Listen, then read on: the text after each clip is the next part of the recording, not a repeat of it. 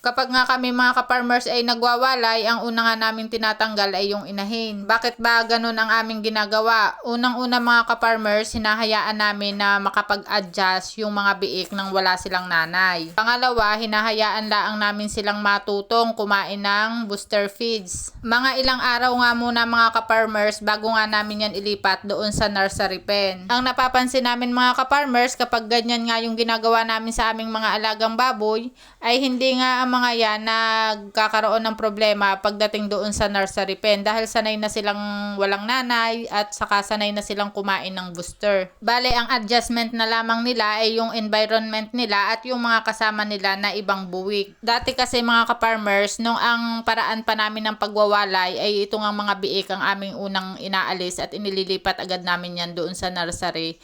Napapansin nga namin na nagtatamlayin sila doon dahil napaka-stressful sa kanila yung adjustment na nangyayari.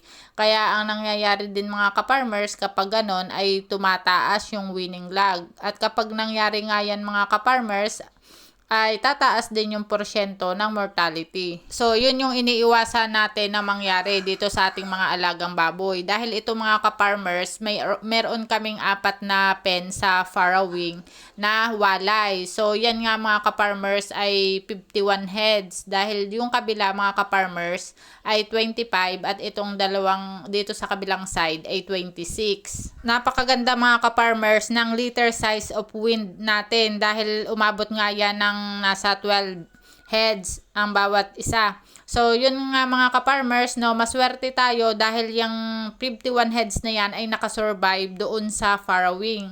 Kaya kailangan na gagawin talaga natin yung paraan na hindi na yan mababawasan pagdating doon sa nursery dahil malalaki na sila.